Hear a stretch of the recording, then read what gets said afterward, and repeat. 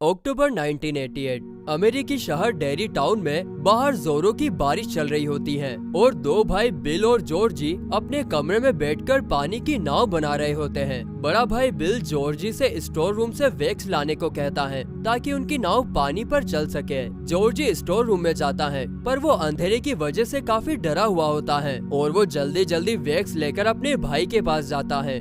Bill नाव पर wax लगाता है और कहता है, तुम्हारी बोट तैयार है कैप्टन जॉर्जी। जॉर्जी बहुत खुश होता है और तुरंत अपनी बोट लेकर उसे पानी में तैरने के लिए छोड़ देता है। बिल उसके साथ नहीं आ पाता है क्योंकि उसकी तबीयत खराब होती है। जॉर्जी रोड के किनारे अपनी बोट को रखता है और हंसता खेलता उसका पीछा करता है। पानी की धार तेज होती है और वो बोट तैरते हुए एक गटर लाइन में घुस जाती है। जॉर्जी बहुत दुखी होता है लेकिन तभी उसे दो आंखें दिखाई देती है और वो घबरा जाता है। उसके सामने एक जोकर आता है और कहता है, मेरा नाम है Pennywise the dancing joker. Georgie पूछता है कि वो गटर में क्यों है। पेनीवाइज कहता है कि एक बार एक बाढ़ आई और सर्कस के सभी लोगों को बहाकर गटर में ले गई। जॉर्जी उससे अपनी बोट मांगता है और पेनीवाइज कहता है कि ले लो वरना बिल तुम्हें बहुत डांटेगा। जॉर्जी अपना हाथ आगे बढ़ाता है लेकिन पेनीवाइज उसका हाथ खा जाता है। जॉर्जी भागने की कोशिश करता है पर पेनीवाइज उसे अंदर खींच लेता है। जॉर्जी के कटे हाथ का खून एक बूढ़ी औरत देखती है और उसकी फैमिली को बताती है पर जॉर्जी उन्हें वापस कभी नहीं मिलता। उसी शहर में एक भेड़ खाने में माइक नाम का एक लड़का भेड़ के सिर पर बंदूक ताने खड़ा होता है पर उसके हाथ से गोली नहीं चलती।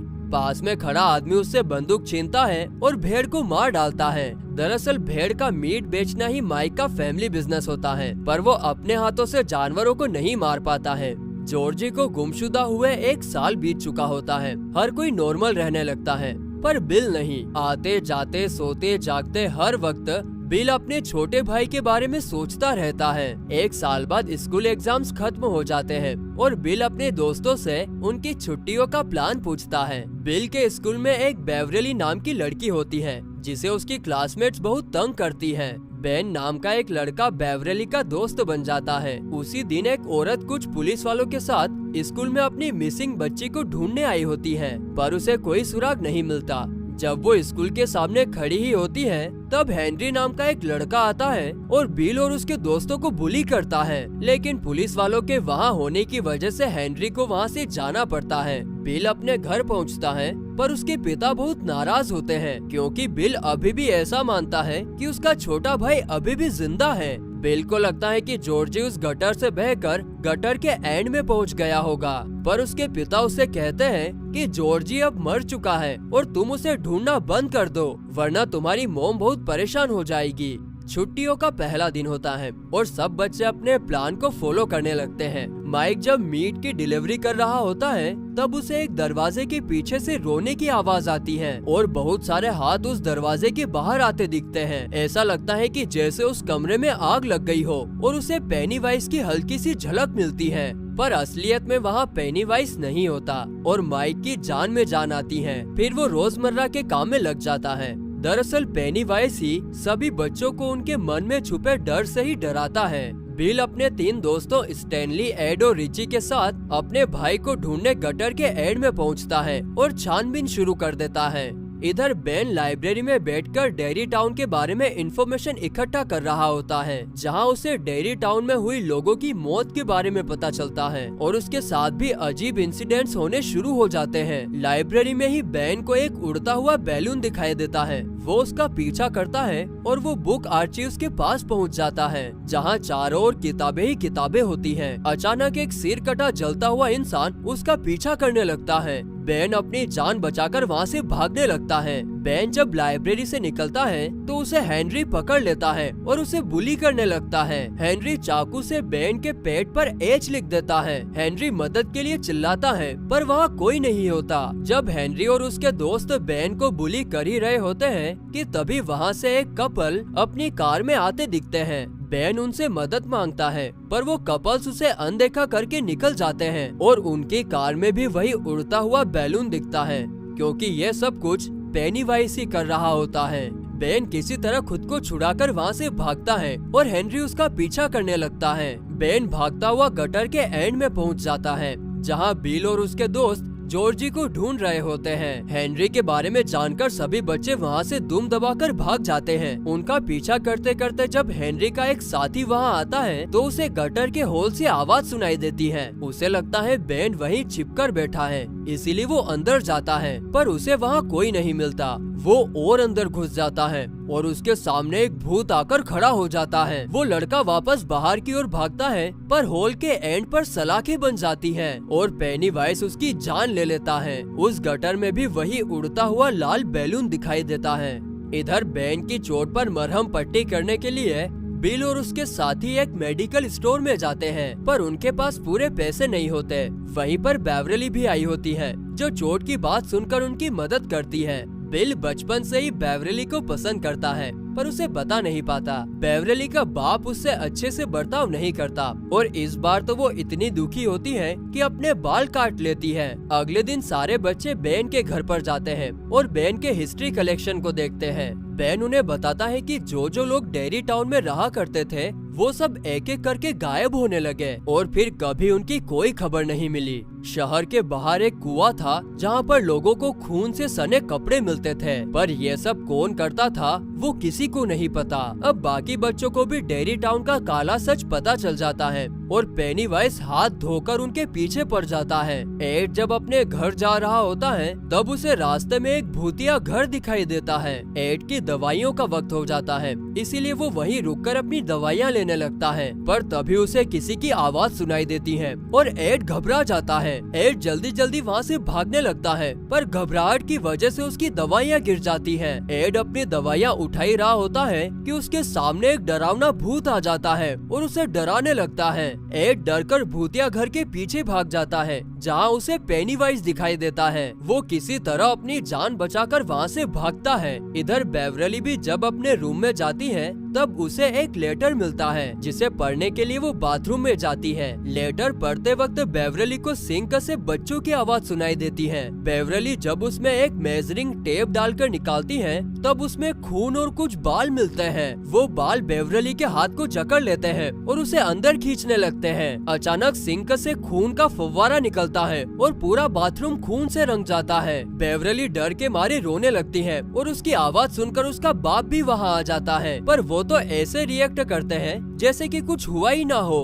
इधर बिल जब रात में अपने भाई के बारे में सोच रहा होता है तब उसे किसी के आसपास होने का एहसास होता है। वो जब कमरे के बाहर निकलकर देखता है तो उसे पैरों के निशान दिखाई देते हैं। वो उसका पीछा करता है और सामने उसे उसका भाई जॉर्जी दिखता है। जॉर्जी उसे बेसमेंट में बने स्टोर में लेकर जाता है और उससे इमोशनल बातें करने लगता है। बिल खुद पर काबू रखता है, पर अचानक जॉर्जी शैतान बन जाता है और पेनीवाइज वहाँ आ जाता है। पेनीवाइज बिल पर अटैक कर देता है, पर सही वक्त पर बिल वहाँ से भाग जाता है। अगले दिन बेवरली अपने दोस्तों को बुलाकर अपना घर का बाथरूम दिखाती है। सभी बच्चों को खून साफ दिखाई देता है और वो सब उसे साफ करने लगते हैं। बेवरली उन्हें बताती है कि यह सब उसके बाप को नहीं दिखा। बाकी बच्चे भी अपने साथ होने वाले अजीब इंसिडेंट्स के बारे में बताते हैं और पेनीवाइज के दिखने का जिक्र करते हैं। सफाई करके जब सब बाहर निकलते हैं तो उन्हें सड़क के किनारे झाड़ियों के बाहर हेनरी की कार और माइक की साइकिल दिखाई देती है। वो समझ जाते हैं कि हेनरी माइक को परेशान कर रहा है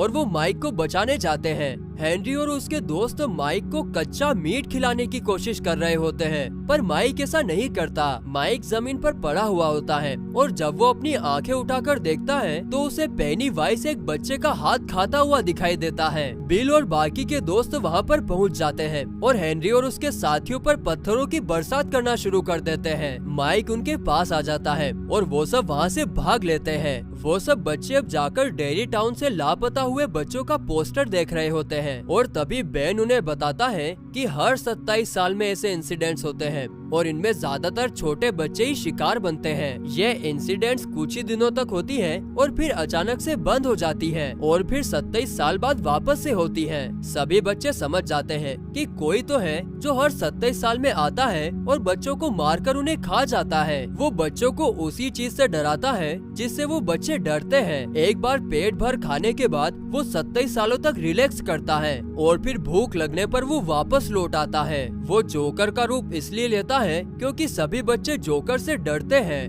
बिल सभी को अपने घर लेकर जाता है और उन्हें डेयरी टाउन का मैप दिखाता है। मैप देखकर उन्हें पता चलता है कि जहाँ जहाँ ये किलिंग्स हुई है वो सब जगह एक अंडरग्राउंड गटर लाइन के ऊपर बनी है। ये सभी लाइंस जाकर उस कुएं में मिलती है जो उस भूतिया घर में है। हो ना हो पेनीवाइज वहीं रहता है। ये सब सुनकर एड डर जाता है और ये सब बातें बंद करने को कहता है, पर वहाँ पड़ा प्रोजेक्टर अपने आप चलने लगता है। एक एक करके तस्वीरें बदलती हैं और अचानक पेनीवाइज की एक तस्वीर उनके सामने आ जाती है। पेनीवाइज उस तस्वीर से बाहर आ जाता है और सभी बच्चों को डराने लगता है। सभी बच्चों की हालत खराब हो जाती है, पर बिल डिसाइड करता है कि वो सब उस भूतिया घर में बने हुए कुएं में जाएंगे और पेनीवाइज का मुकाबला करेंगे। सभी बच्चे तैयार हो जाते हैं। बिल उन्हें बताता है कि उन सभी को डटकर पेनीवाइज का मुकाबला करना होगा, वरना ये सब कभी बंद नहीं होगा और हो सकता है कि पेनीवाइज का अगला शिकार हम में से कोई हो।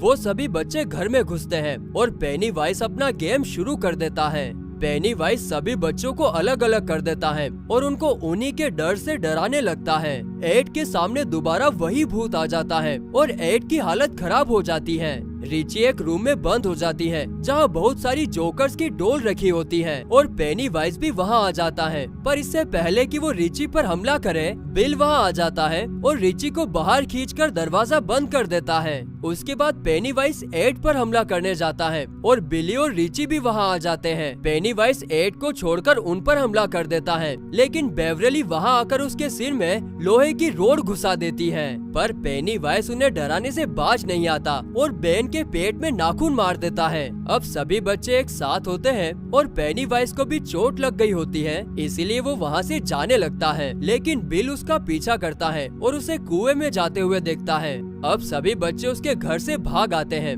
और बिल उन्हें कहता है कि उन्हें एक बार फिर से उस घर में जाना होगा, पर इस बार वो पूरी तैयारी के साथ जाएंगे। पर बेवरली को छोड़कर कोई भी उसके साथ जाने को तैयार नहीं होता। रिची बिल से कहता है कि तुम्हारा भाई अब मर चुका है और तुम उसे वापस नहीं पा सकते। ये सुनकर बिल को गुस्सा आ जाता है और उन दोनों की लड़ाई हो जाती है। यहाँ पर बेवरली उन्हें बताता है कि पेनीवाइज यही चाहता है कि हम सब अलग हो जाएं, क्योंकि हम सब एक साथ रहे तो उसका मुकाबला कर सकते हैं, पर उसकी बात कोई भी नहीं मानता।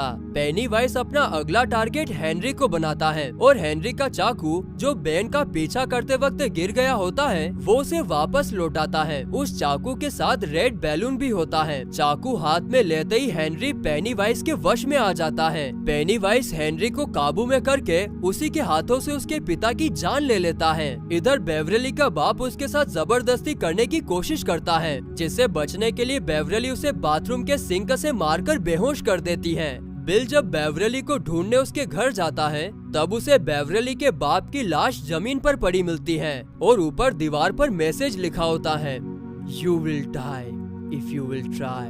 बिल को पता चल जाता है कि पेनीवाइज बेवरली को अपने साथ ले गया है। वो ये सब बातें अपने दोस्तों को बताता है। बेवरली को बचाने के लिए सभी दोस्त हथियार लेकर उस भूतिया घर में वापस जाते हैं। इधर जब बेवरली की आंख खुलती है तो वो गटर में होती है और उसके सामने कचरे का ढेर पड़ा होता है। बच्चों की लाशें उसे हवा में उड़ती हुई दिखाई देती है और थोड़ी दूर पर उसे पेनीवाइज डांस करता हुआ दिखाई देता है। पेनीवाइज उसे डराने की बहुत कोशिश करता है, पर वो नहीं डरती। अब बेवरली की बहादुरी देखकर पेनीवाइज उसे अपना असली रूप दिखाता है और बेवरली उसकी डेथ लाइट को देखकर बेहोश हो जाती है। बिल और बाकी बच्चे कुएं में उतर रहे होते हैं और आखिरी में माइक बचा होता है। अब माइक जब कुएं में उतरने की कोशिश करता है तब हेनरी उस पर हमला कर देता है, पर माइक उसे मारकर कुएं में उतर जाता है।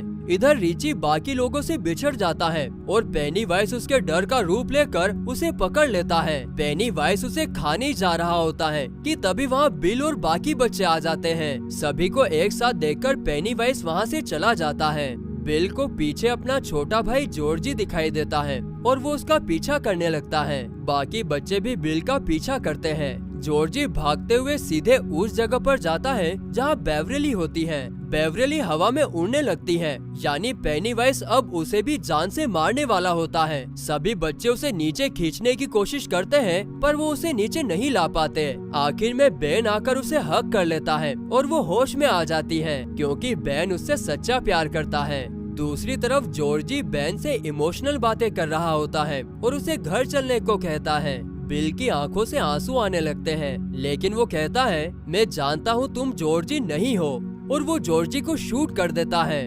पेनीवाइज तब अपना असली रूप लेता है और सबको डराने लगता है। पेनीवाइज उन्हें बताता है कि तुम लोग मुझसे जितना डरोगे उतनी ही मेरी पावर्स बढ़ती जाएगी। इसके बाद पेनीवाइज ये भी कहता है कि मैं तुम सबको छोड़ दूंगा, बस तुम लोग मुझे बिल को दे दो। मैं बिल को खाकर 27 साल आराम करूंगा और तुम लोग शांति से रह सकोगे। पर पेनीवाइज की ये बात उसी पर भारी पड़ती है और सभी बच्चे एक होकर उसका मुकाबला करने लगते हैं। पेनीवाइज सबको उनके डर से डराने की कोशिश करता है, लेकिन एक भी बच्चा अब उससे नहीं डरता और वो सब उसे खूब मारते हैं। अब उल्टा पेनीवाइज उनसे डरने लगता है, क्योंकि कोई भी बच्चा अब उससे नहीं डरता और उसके खाने के लिए भी कुछ नहीं बचा। पेनीवाइज मार खाते खाते उस गड्ढे में पहुंच जाता है जहां वो सोया करता है। बिल एक जोरदार डंडा उसके सिर पर मारता है और वो उस गड्ढे में गिर जाता है। जाते जाते वो कहता है, डर।